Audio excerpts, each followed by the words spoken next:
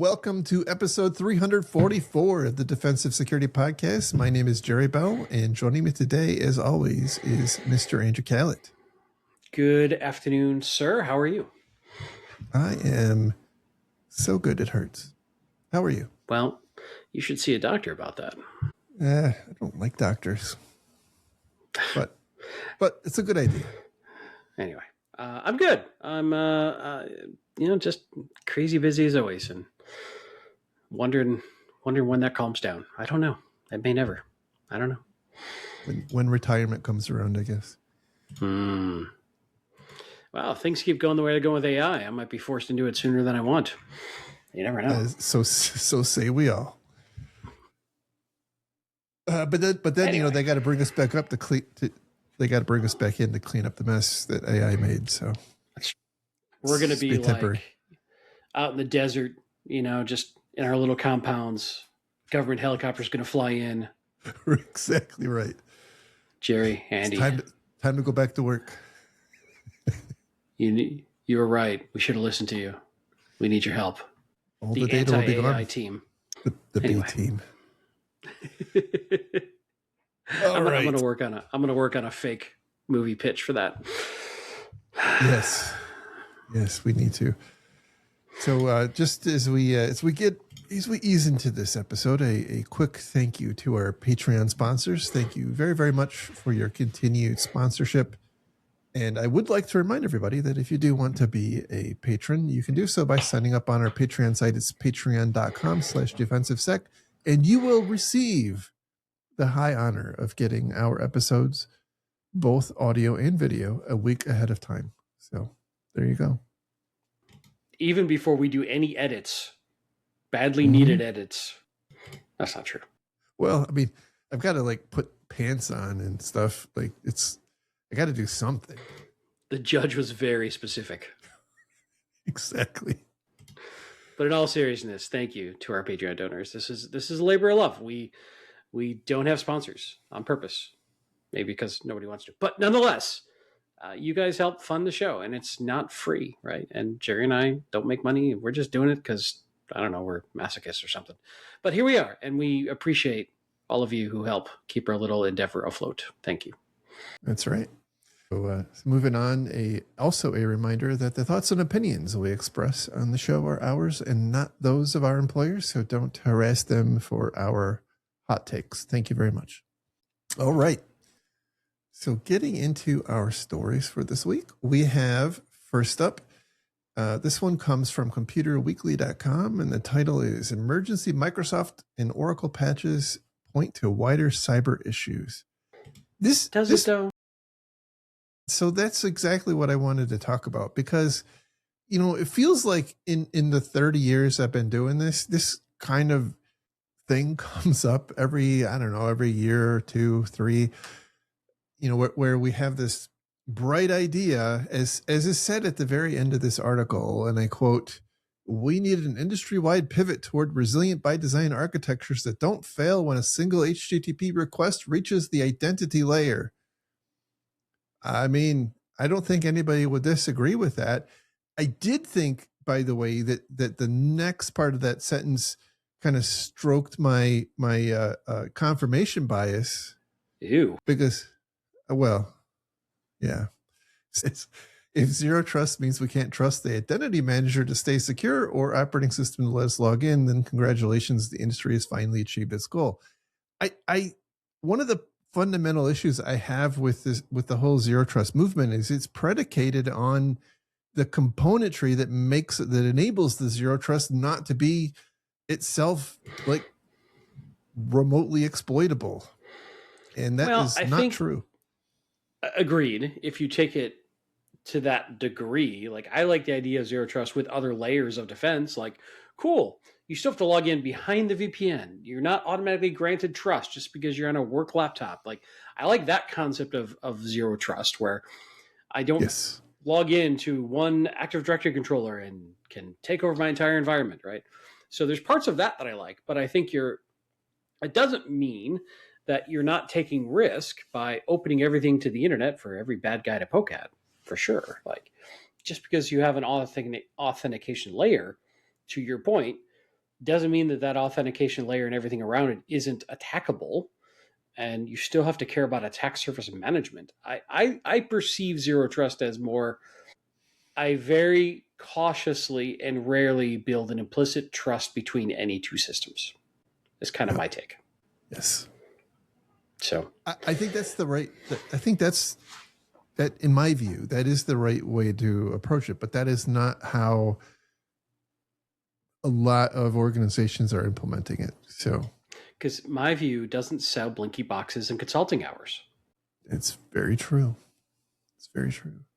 And you know, like firewalls are so out of date, and so are VPNs. They're just like they're like last century technology. We just we like need, you know, I was going to say, just like this is the year of Linux on the desktop, which I've heard every year for the past 20 years. This is the year firewalls died. correct. Well, the perimeter is dead. I've been hearing that since the 90s.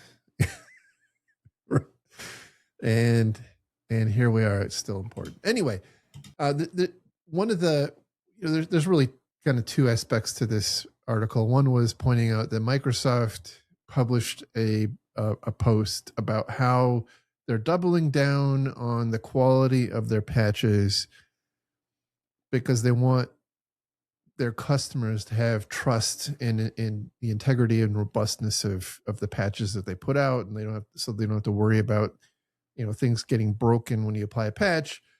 And then 2 days later, a patch that Microsoft released actually broke a bunch of stuff, which is awesome. Oopsie. Yeah. But, you know, none of this is new, right?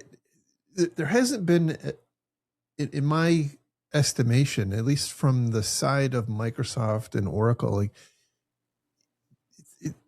I know that there's a lot of people who will point to AI is causing, you know, a problem, but the reality is, for my entire career, almost, Microsoft has been pushing out critical patches, you know, at least every month for the past quarter century or more, right? This is not new. And then there's been plenty of times where there's been out of band patches for things that are being exploited in the wild. So none of this is new.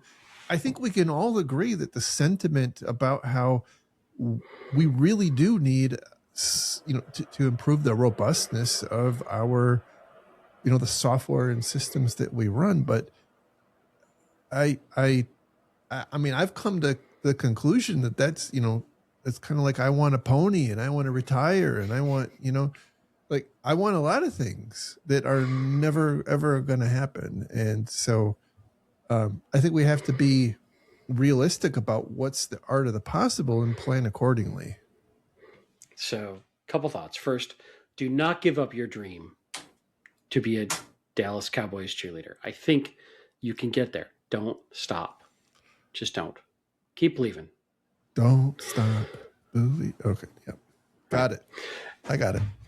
I remember, because we've done this for a while, there was a thing before Patch Tuesday, and Microsoft patched whenever they wanted to, and then people went to Patch Tuesday, and then people complained that, wait, now it's taking too long to get patches out on something that's being exploited. So now they do something out of band, and people complain. So they're damned if they do, damned if they don't. And, you know, this is not exclusive to Microsoft. Sure, I could beat on Microsoft and I could say all sorts of very truthful, negative things about Microsoft and the reasons and why and all sorts of stuff. But macOS just had an out of band security patch the other day. It's so context matters. And I don't know that these emergency fixes point to a wider issue. I think if you take these two quotes, the quote and then the patch that breaks things, like, yeah, okay, they made a commitment to do better, and the next patch, which had probably been in progress for a month or two, wasn't better. You know, these things take time. I'm not saying it's great, but I'm saying let's be realistic too. So I don't know. This feels a little like fodder for ink to just beat up on some big people. And patches coming out are not a bad thing, and we shouldn't de-incentivize people to put patches out. So I interpreted that point of the article to be a little bit different, and that is we really need to find a way to not require, like we need to improve processes upstream so that patches aren't required as often. And again, I think like it's hard to argue with. I suspect we would all love that. We all need to go to the gym and eat our vegetables and get 10 hours of sleep and drink Right. 4 gallons of water. Just saying. If it were that simple, why is it so hard? And I don't mean to be so pedantic about it, but do you think Microsoft is just like, we don't care? You don't think there's hundreds of people trying to figure that out on a regular basis? Well, I don't think that. It's a good point. Go ahead. Microsoft has literally written a book on secure coding and threat modeling as it pertains to software design. Like, they more than anyone have spent a lot of time and investment in that. Now, are they fully embracing what they've developed? I have no idea. But, right. If my point is, if they can't do it, what hope does anybody else have? Well, they're fighting a tough situation. General purpose computing with a general purpose operating system that everybody has admin on is incredibly difficult to secure. That also has 30 years of history that they're trying to preserve retroactive support around countless devices and software and everything else. The one thing that they have chosen to do differently, the macOS, is be open and be retroactively compatible with as much as they can, which makes their life a lot harder than, let's pick on macOS, for instance, that can just go, we drop support for this one for, this bit of hardware. Sorry. If you want the new operating system, buy a new thing. And people just accept that in the Mac world. They fight it tooth and nail in the Windows world. Let's look at Windows 10 to Windows 11 because of the TPM chip. Massive amount of pushback. And Microsoft's trying to make things more secure and say, look, there's a hardware requirement. And they have caught nothing but hell over that. Now, you could talk about the quality of Windows 11 versus Windows 10, but majority of what I'm talking about specifically is how much pushback they got over requiring the TPM chip to be able to do Windows 11 security stuff. And so I am not a defender of Microsoft, but they're kind of in it, maybe self-created, but a tough spot trying to maintain all this backwards compatibility on this massive sprawling code base and then also like just magically not have security bugs. Come on. That's just not realistic. Anyway, now that Comcast tried to end the show heinously. We have enemies. Heinously. Let's move on to our next story because I gotta fly. So our next story comes from the Register, and the title here is "Security Boffins Scour the Web and Found Hundreds of Valid API Keys." I remember that there was once a time when I was young and naive, and like I had to worry about people checking in credentials to their GitHub code repos. But now apparently, the new hotness is you just include them in your actual website. It makes it easier for everybody, like all the way around. Information wants to be free. That's right. So the story here is that some security researchers scanned 10 million websites using Trufflehog, and they found about almost 1,800 valid credentials embedded in either JavaScript components or the HTML itself.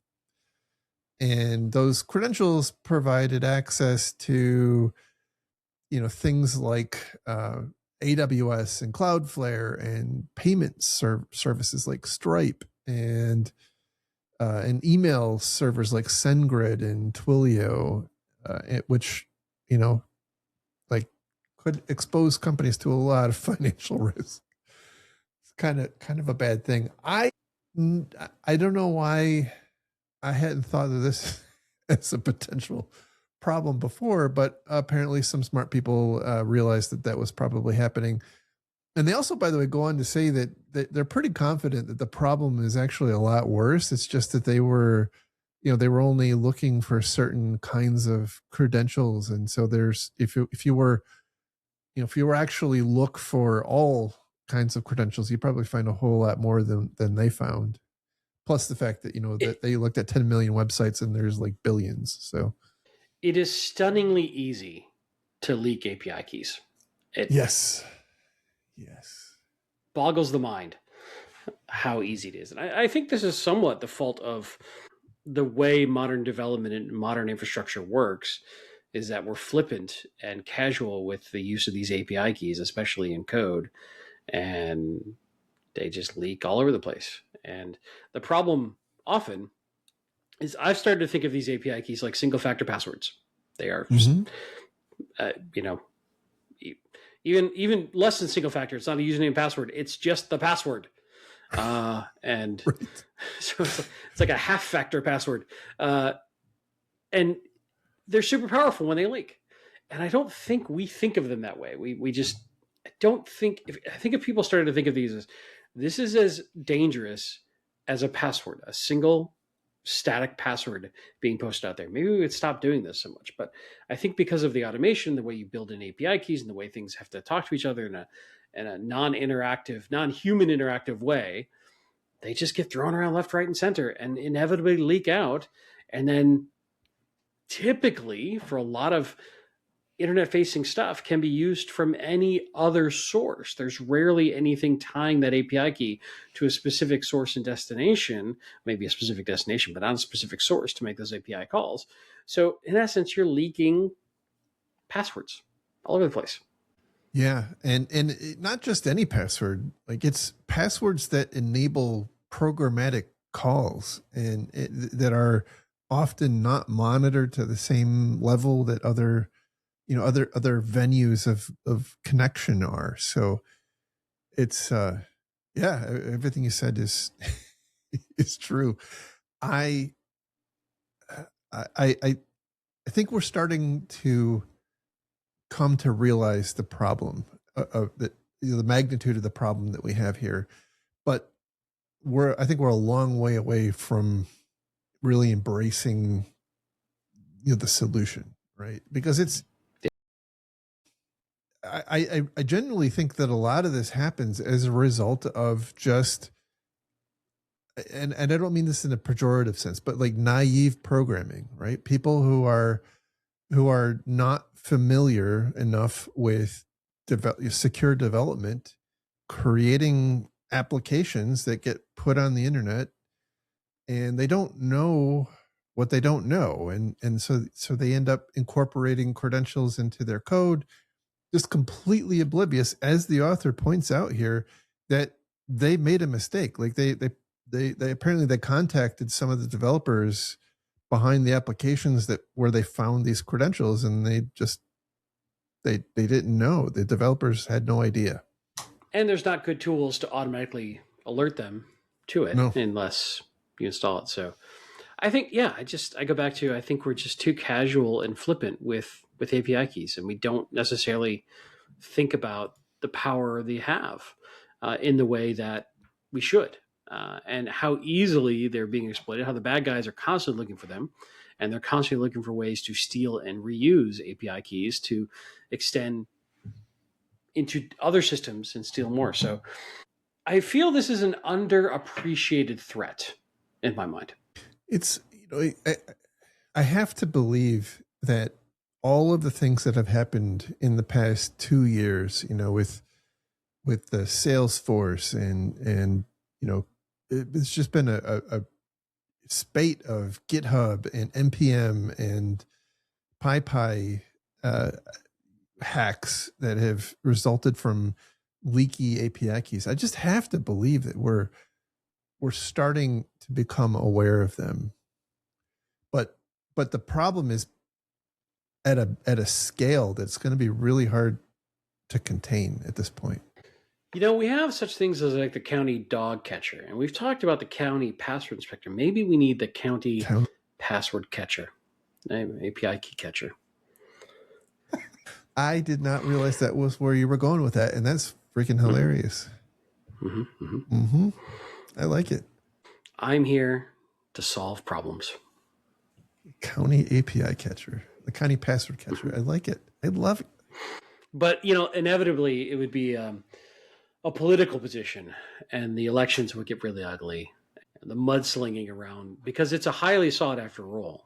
And so, as with all politics, it would just devolve into corruption and bribery. Scandals. Apple gift cards flying everywhere. Anyway. So, anyhow, if you aren't thinking of your website as a delivery vehicle for API keys, let this be your wake up call to, go take a look, because there's plenty of tools. Like there's free tools out in the world. You can throw at stuff to find them. Trufflog is one example. I'm sure there are others. That's just the one that comes to mind. The scary part is if you start looking, you're going to find a lot, but the risk is out there whether you know it's there or not. Yeah. Do you want to know about it, or do you not want to know about it? Yeah. Exactly.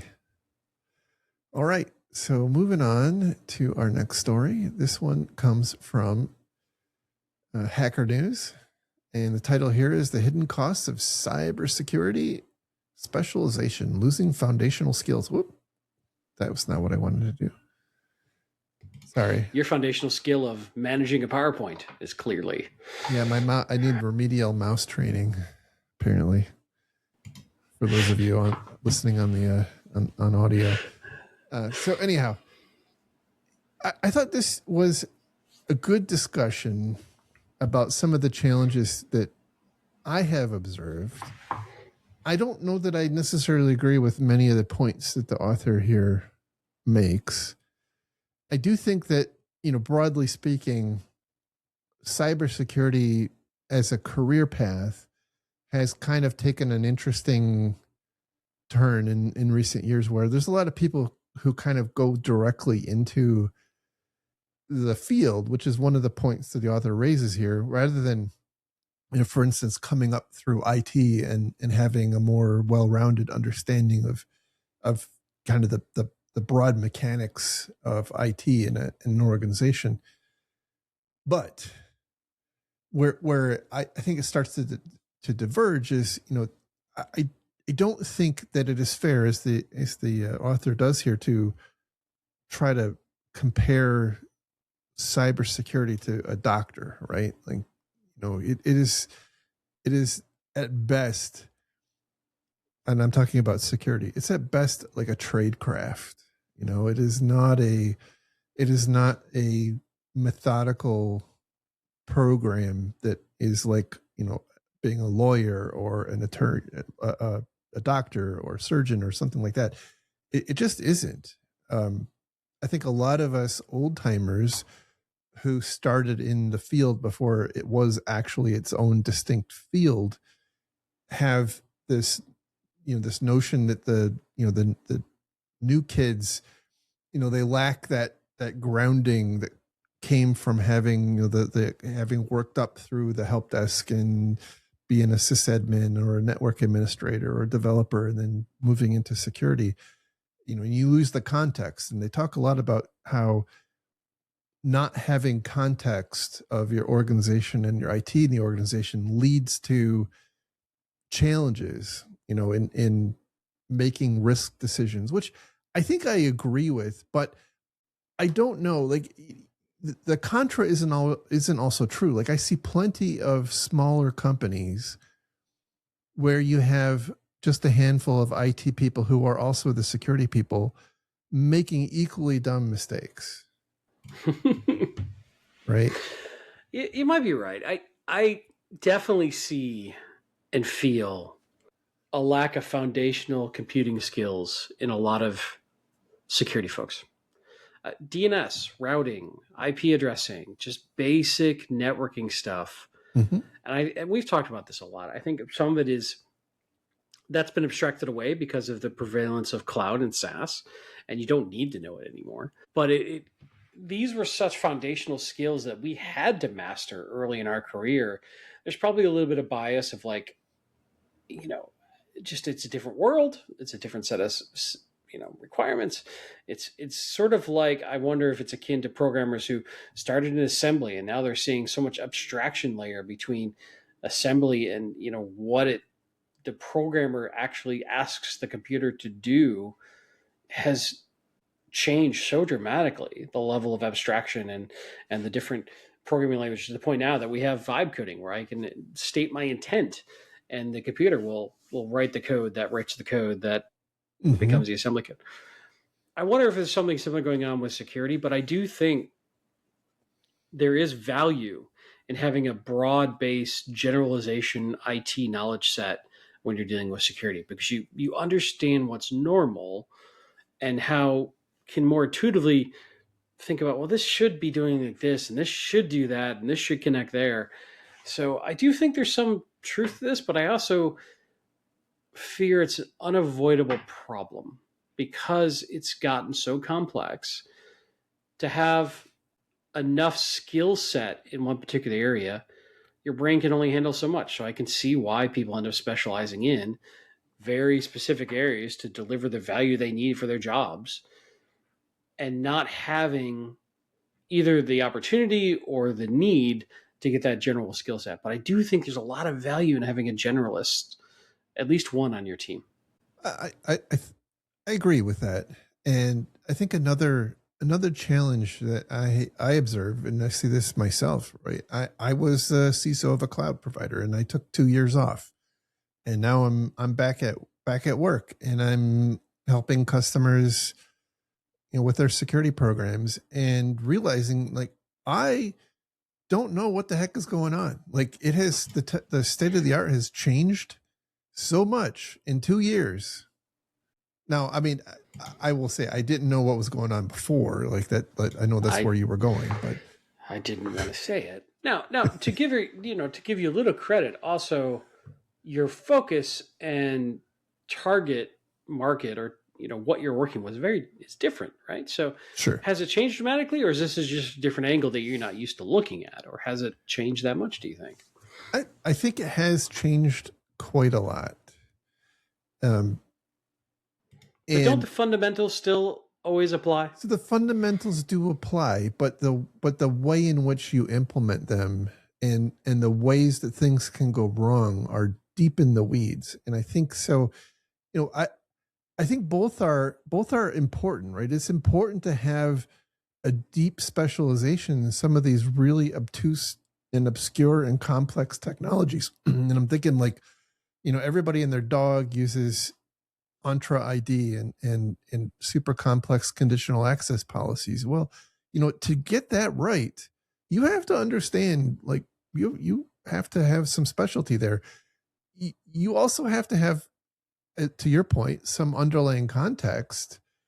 But what I'm saying is that underlying context isn't anywhere near enough for you to get your head around what needs to be done in some of these more complex environments. Like you have to, you can make some pretty grave mistakes if all you have is that base knowledge. And that's where, again, I think both are important. Yeah. Anyway, I struggle with this a little bit because I think technology as a whole has gotten, for many reasons, right? It's gotten ungodly complex, to the point where it is very difficult to know where all the gotchas are, especially when you have, lots of different kinds of technologies that you're overseeing at a time when there's lots of downward pressure on resources trying to do more with less, and so on and so forth. And I also think that there's a lot of platitudes that go into this. One of the things that I perhaps objected to most in this article is the comment, and it's a quote, attacker is talking about how IT people or security people don't necessarily understand the context of their business, and therefore they don't understand what's important to protect. And the quote is, attackers understand this well. To disrupt the business, the attackers must identify what matters most and where it will be, where the impact will be felt. But I don't think that's actually true. Like I don't know that attackers generally have like this well thought out map. And the implication here is that, well, if the defenders just had the same cursory understanding of what was important as the attackers do, then they would do a much better job. And I don't think that's the right way to think about it, right? I think the attackers are going after whatever is accessible to them, and it becomes a bigger problem than most people realize that whatever they did would become, right? Or we're not hearing about the times they hit something that wasn't that big of a deal. Yes. So I know there's some bias for that, and I'm suddenly blanking on what that survivorship bias or whatnot. But so it's more luck than skill per se. When a bad guy happens to find the most sensitive spot of an organization, is what I'm hearing you're saying. That and I think that a lot of organizations underestimate how important kind of benign seeming stuff is. Right. And it's not until it gets stolen that you really realize, oh, well, geez, like that actually is really important. And I don't know that context is necessarily going to give, I don't think it's going to change that. And by the way, like I think if you zoom way out, this is not like a product of security people, doing the wrong thing. Like this is a macro trend that is pervasive in business, where we are, just look at how we hire, right? Like when we go hire, we are looking for kind of on-demand talent that has the exact set of skills that we want. We're not hiring generalists anymore. 100% agreed, which I think that's a mistake, but I 100% agree with you. Yeah. They talk about how, they do a little bit of it, which I completely agree with it, right? They talk about how, how we're very enamored with tools, and we run off and we try to purchase tools rather than, developing people. And so we're kind of askew there. But I also think, by the way, that is not necessarily a symptom of the security people having, thinking about it wrong. I think that is often the product of a business culture that is driving you towards, things like CapEx and less on labor and that sort of thing. So I don't know that this is necessarily I think they're describing the symptom of the problem and not necessarily the problem, I think, is what I'm trying to say. I think that's fair. I will say, though, that we do have this crazy hiring situation of like, the joke goes around of we need somebody with 20 years of securing AI, and it's been around for like 3 years, right? Right. Everyone seems to want to point in time, not everyone, but a lot of companies seem to want to point in time solve for their particular pain point at that moment, not hiring for someone who has the capability to learn, adapt, grow, and bring the right mindset and the right culture and learn the skills they need to learn. Like this changes so fast. If you're not hiring for somebody who can learn, you're absolutely missing the boat. Or they're just treating these staff as expendable and easily replaceable, which may be true in some companies' sakes, but it's a struggle. And we're also really struggling, I think, to grow our bench. And I think AI is exacerbating that. We're not hiring interns anymore. We're not growing our own. We are wanting to only hire people who are fully formed and amazingly able to do exactly what we want the moment they hit the ground. And that's very short-sighted, I think. Well, I certainly think that we have some major struggles ahead of us, with the, what I'll call the pipeline being broken, the talent pipeline being broken, where, whatever you want to say, there's a lot less people being hired into entry-level roles than there was in the past. And some percentage of those people that were hired into those entry-level roles are the ones that go on to be, your senior engineers and your future CIOs and CISOs. And, we've kind of breaking that pipeline. So it's going to take a while to see the impacts of that, but I do believe we're going to see some challenges down the road. I would agree. But my last comment on this maybe is if you are a security person and you don't have, or maybe you don't even know it, but learning basic internet plumbing, I think, is super helpful in general. Oh, yes. DNS, routing, OSPF, BGP, just basic stuff that has been abstracted away from a lot of our jobs. But I think just understanding TCP/IP in general, I think, will unlock a lot of understanding and intuitive knowledge set that you can apply in many different ways. My 2 cents. 100%. 100%. That was network skills were one of the things that I generally looked for, because people who have a handle on networking are kind of utility players, right? They can go exactly pretty much anywhere. All right. So moving on to our next story, which is from the Register, and the title here is Light LLM loses game of Trivy pursuit gets compromised. So we talked about the Trivy compromise last week, and at the time we hadn't heard of any any animals being harmed in the making of that that breach. But here's one which I suspect itself is going to lead to further harms of others. And I have to wonder, by the way, if some adversary has a list of targets that they're trying to go after, and they're kind of methodically working through a supply chain, working towards their ultimate target. And I do think that in this instance, that they may, that this is still, I think, an intermediate step, I guess is what I'm trying to say, right? Like, I don't think that this is the game of what they're trying to accomplish, because this appears to be yet another, like the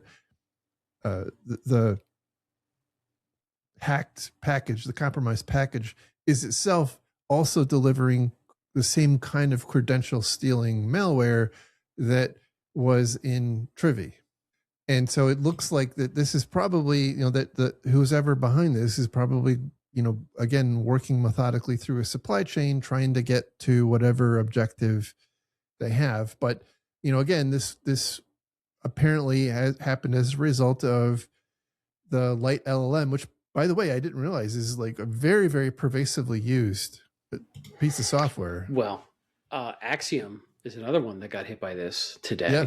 That came out overnight. That was incredibly widely used. In fact, we've got a story on it too. And both started with Trivy. Light LLM is hugely influential for a lot of companies right now. It's interesting. I don't know. I don't know if the bad actors behind this have a specific target in mind, or they're just going as wide as they can to see what they can hit and getting lucky. I don't know. But I do believe that there's probably a lot more downstream impact that we haven't seen yet, and that is still rippling out. What's really frustrating to me is, and we've talked about this ad nauseum on this show, is how more pervasive and powerful these supply chain attacks are getting, especially against any kind of software shop, and how weak the controls appear to be around this. And it's using our own advice against us to keep things updated and to patch rapidly and to trust the patches, and that's frustrating. And I go back to something I've said repeatedly, but I'll just encapsulate it in here in case anybody's catching just this clip. I'm not blaming any of the CI/CD pipeline or repos for this, but I think their infrastructure and their reputation is being used so often in these attacks that they're probably at some point going to be forced to start to fight this on behalf of their users, even though it's not their fault, and it's usually some sort of gap in a authentication or a login, and they get an API key or something getting leaked, that it's the users usually the one who has the security gap. It is happening so often now, at least, to my perception, that I think there's going to be more calls to somehow tighten up this infrastructure. Or, you know, shame on all the corporations who are depending on this, who are just not doing anything to help make this open source ecosystem secure either, which, my own company is probably guilty of. So, Yeah, I think this is a really hard nut to solve, because to do this right in a secure way is going to probably price out a lot of, especially open source and startup type companies, because you're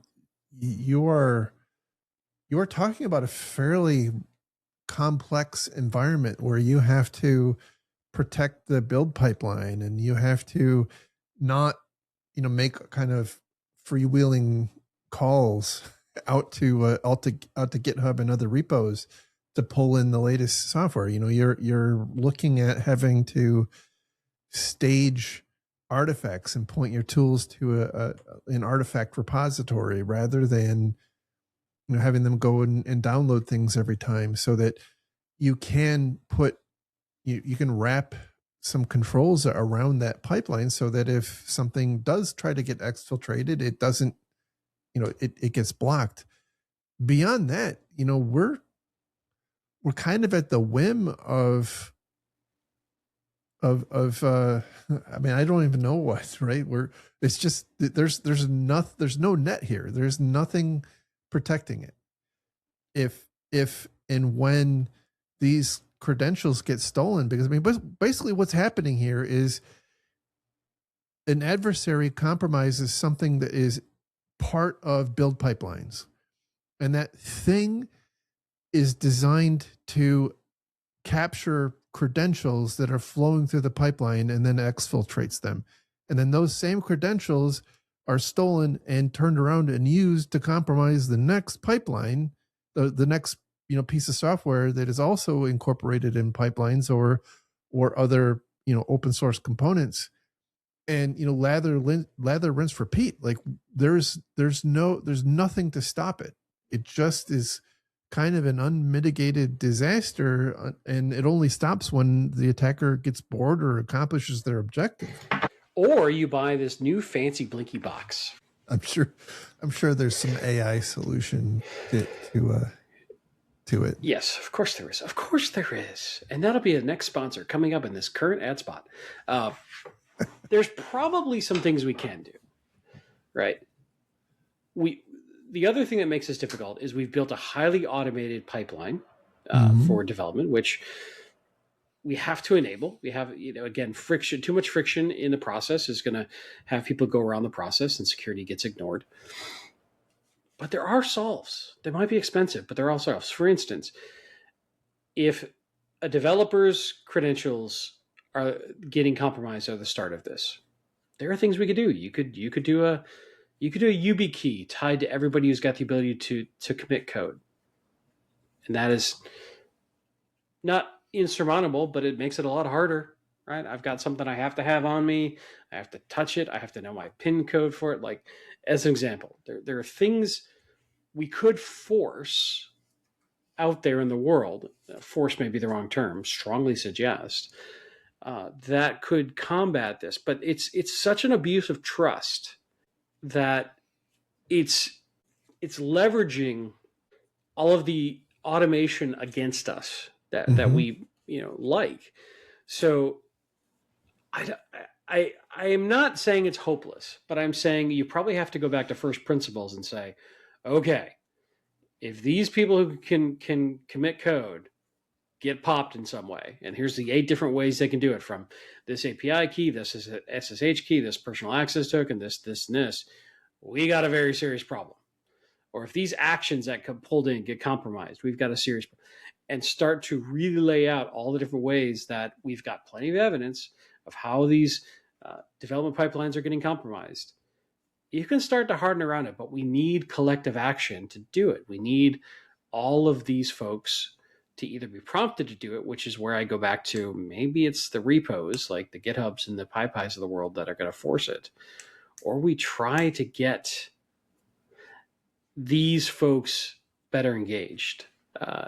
And I don't know. I'm never one to force compliance or demand a central solve from a government on high. That's not how my brain works. But this just is going to get uglier until we find some workable, viable solves. And I think the technology is there. We're just not necessarily utilizing it as well as we could and should. Yeah, the best idea I have, and maybe this already exists and it's just not widely recognized, is coming up with models, and I don't mean like in the AI sense, but like architecture models for how to construct and operate your pipelines that are maybe in like a small, medium, and large, right? So you don't have costs associated with them, and you also aren't trying to invent it on the fly by yourself. Like there's somebody who is really smart at this, has kind of mapped out, here's how you build a pipeline from GitHub to npm or to PyPI or what have you. And if you adopt that, then you're going to avoid a lot of the problems. And again, not mandatory, but right.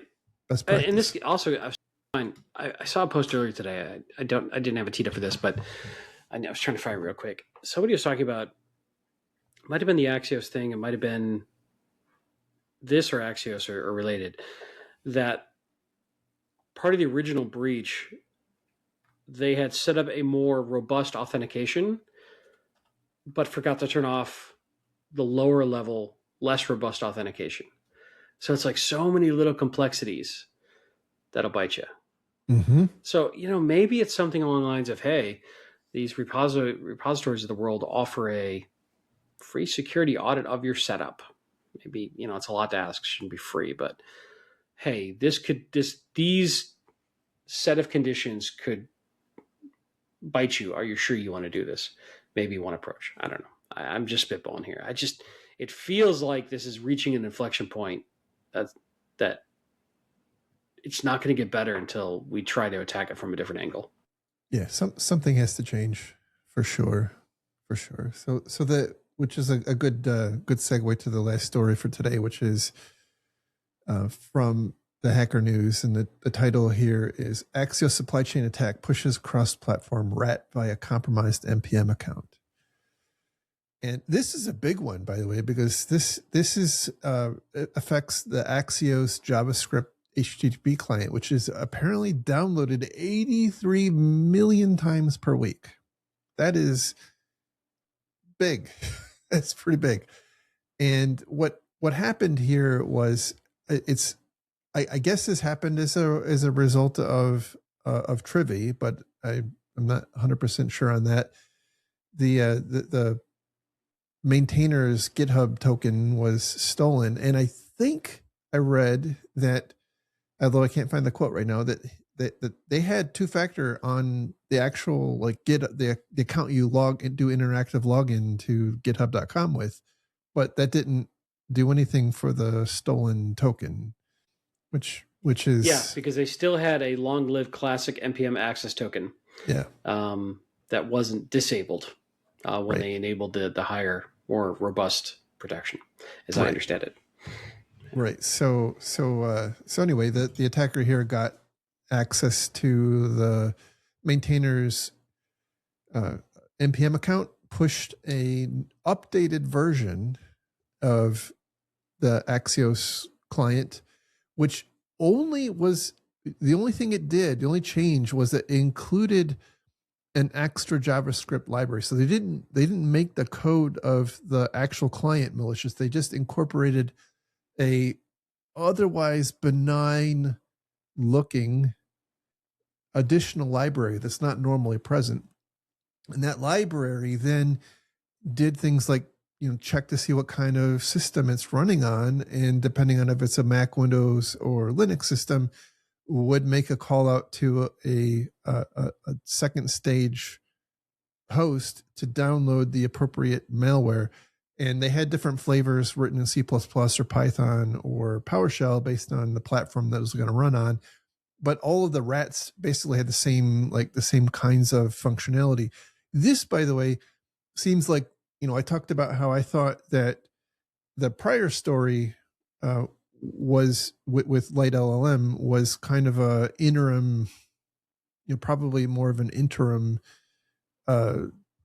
supply chain attack. This one seems more like an end node, right? Where they're using this attack to compromise some, like this is intended to fully compromise a victim. They're actually deploying a rat. They're not just stealing, more API keys.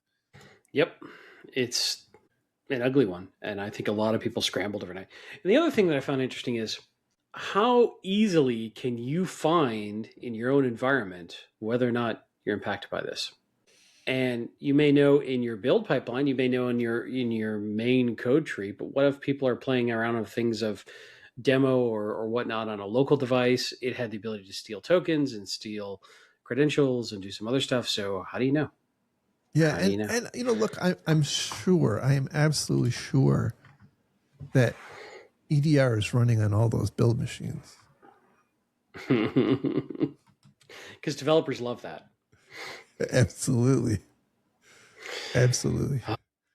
So, anyway, this one was a little more nefarious than normal because, it again didn't modify the actual code. So the point of one of the people they interviewed for this article, highlighted that if you have code inspection tools that are just, comparing code trees, what's in that library, it's not looking malicious, except for that additional JavaScript library. So this is, I think I go back to the same, this is another flavor of the same discussion we just had, where it's really important, becoming very important, both from a consumer, right? So like, you are a consumer of these libraries. You have to make sure that you're not, soaking up things that are themselves compromised. That's going to expose you and your users and your customers to compromise.